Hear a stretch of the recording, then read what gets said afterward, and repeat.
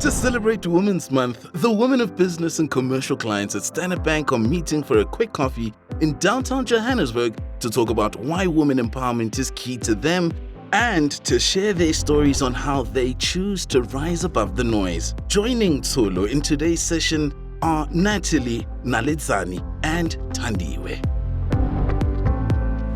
Welcome, ladies. Thank you. Thank you so much for joining me today.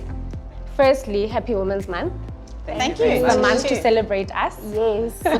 And secondly, it's really a privilege to be sitting here talking to you dynamic ladies, and I know we're going to have an awesome conversation. First of all, before we kick off, I'd just like to know a bit about your superpower. What is your superpower outside of the office? I have an ability to plan, so I love to create an experience for people that brings people together around something that connects them all, and just see it play out and see people have a really wonderful time. Outside of the office, I've got a very busy 5-year-old boy.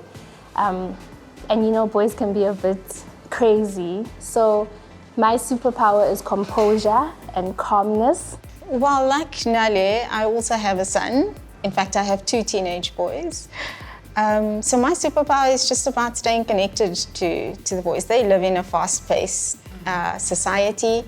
They develop, so my superpower is staying connected to them. What has been your experience in the workplace as a woman in leadership? So some of the harder lessons to learn have been that your voice is not always heard. It shouldn't be a deterrent that you can't continue to contribute into the workplace and you can't contribute meaningfully. And even if it's just something around articulation, I think there's an opportunity to still bring your actions and your intent and your commitment into the role that becomes, that makes a big contribution. Well, it's challenging for women in the workplace, and I think we have to acknowledge that. But I've also found a tremendous amount of support from both men and women. As much as it is a difficult journey and one that requires sacrifice, one that requires a lot of introspection at times, but it has been a fulfilling journey for me. I've gotten more opportunities because of where we are in terms of women development, empowering women, making sure that women are put in leadership roles, and me being a woman has resulted in a lot of the opportunities that I've been fortunate to have since I've joined the bank. You spoke about your experience in the workplace. How has the modern day workforce been for women, and how do you think that can be improved? I'd like to believe that as Standard Bank, we're setting the example in a way, and that other institutions are looking into our institution and our construct and our commitment to women, and they're seeing an opportunity to follow suit, because then I think it's those institutions that make this type of stands that we've made that then set the example for other institutions to follow along. There's still a long way to go, and we can only get there by being mindful in every decision that we make every day. You know, about making sure that it's fair and balanced and that women have equal opportunities in the workplace. That's really the only way we will get there.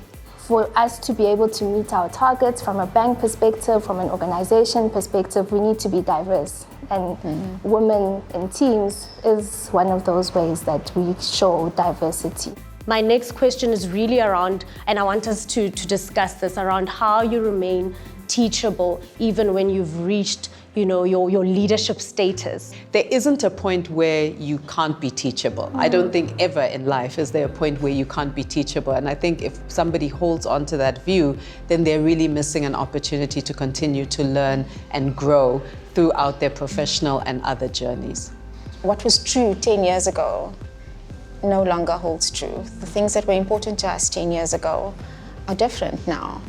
And so I think it's really the only way to keep an open mind. And as Tandiwe says, you have to be willing to learn.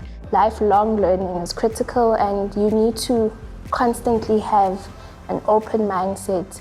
You need to constantly challenge yourself and be open and being willing to receive from the people around you. Naledzani, I'd like you to share with us what leaning into your weaknesses and strengths means to you, especially when you're leading a team. In leading diverse teams and making sure that your team is able to deliver, for me, it's very critical to be self-aware and understand exactly who you are as a leader and as an individual. I'm very aware that I can't be everything to everyone. And this is why we lead teams. This is why we are teams, because we leverage off different strengths and we compensate and we support each other in our weaknesses.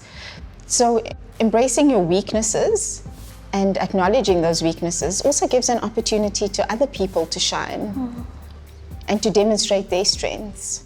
As a leadership team, we need to understand as leaders where we find our strengths and where we find, so once that awareness is there, we need to be able to communicate that and share that as leaders.